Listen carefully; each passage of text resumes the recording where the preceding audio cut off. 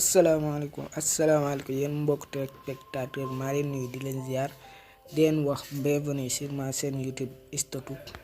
tey ñu ñëw bëgg a partager ak yéen benn nit boo xam ne war na africain yëpp xam ko, war na nit ku ñuul plus précisément xam ko, ndax liggéeyal na nit ku ñuul. ndax tubaab bi dañ doon wax naan nit ku ñuul amut histoire, waaye moom bi mu ñëwee nag dafa weddi loolu ba mu set wecc. tegu ko nag ci ay nax saxandëng, ci ay science la ko teg, ci ay recherche yu mu doon def. dem na ba trouver sax ni nit ku ñuul moo njëkk a ñëw ci àdduna. tey dem na bay wax naan l'Afrique c'est berceau de l'humanité, fi la nit njëkk a feeñee. kooku nag war na africain yëpp delloo ko njukkal, plus précisément Sénégal. mais malheureusement histoire am jàngale wuñ ko ci école yi. mu nekk scientifique bu mag a mag koo xam ne marqué na l'histoire. kooku mooy Cheikh Anta Diop. tey ñëw bëgg a waxtaane kan mooy Cheikh Anta Diop, le grand scientifique. avant loolu nag dama leen wax ngeen abonné like sur ma chaîne YouTube Istatou. Cheikh Anta Diop mi ngi ganee àdduna ci atum 1923 tombeek le 29 décembre ci dëkk bi ñuy wax Caytu. waajuram bu góor mi ngi tuddoon Massamba Sassou Diop. waajuram bu jigéen moo ngi tuddoon Maguette Diop. soxnaam mi ngi tuddoon Louise Marie Meiss, juddu ci atum 1953. Cheikh Anta nag nekkutoon turam dëgg, waaye ab dàkkantal la woon ci nijaayam bi ñuy wax Cheikh Anta Mbacke, bokk ci famille Xaadimu Rasulullahi nga xam ne moo fondé yoonu murit fii ci Sénégal. Cheikh Anta mi ngi tàmbale ab jàngam ci jàngum alxuraanul karim. bi mu fa defee nag quelques ans nag ci la fa jugee dem ci dëkk bi ñuy wax Diourbel. plus précisément nag ñu gën kaa xam ci njaareem ngir jàng lii di français. foofu la débuté ab njàngam ci français. foofu la continuer ab jàngam ba am lijaasa bi ñuy wax BFEM. bi mu amee lijaasa boobu di BFEM ci la jugee dëkk boobu ñuy wax Diourbel dem Dakar ngir àggale fam jàngam ci atum 1937.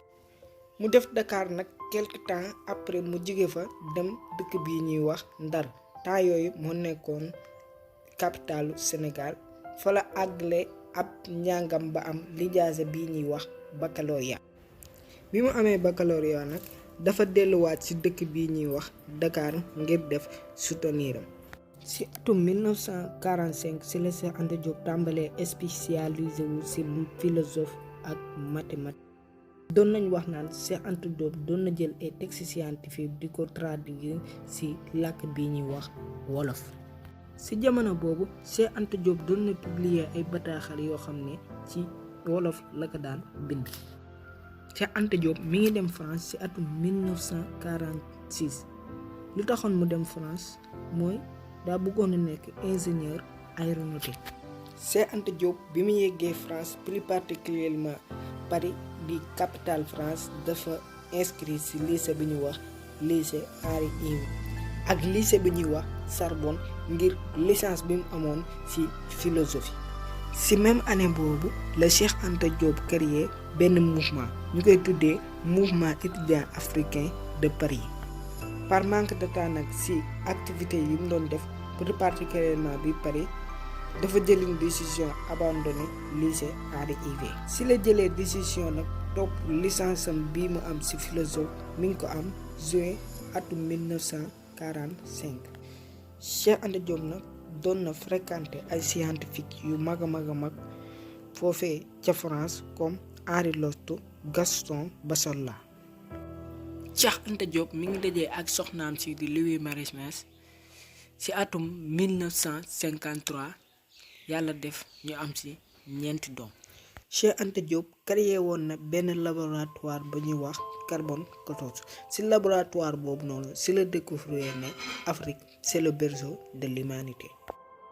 laboratoire boobu noonu nag li njëriñam mooy yax boofu masaani mi danañ la wax ban at lañ fa suuloon yax boobu. yax bi gën a yàgg bim découvrir woon ci Afrique gi lañ ko jëlee woon looloo tax mu ne l'Afrique c'est le berceau de l'humanité.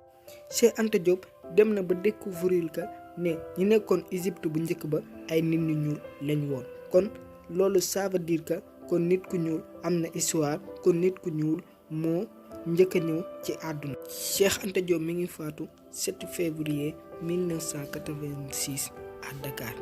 kon gars yi loolu moo nekkoon vidéo bi di leen wax ngeen like et abonné sur ma chaîne YouTube di leen wax ay vidéo yu mel nii la leen def di leen jox di daje ak beneen scientifique ak beneen koo xam ne liggéeyal na Sénégal.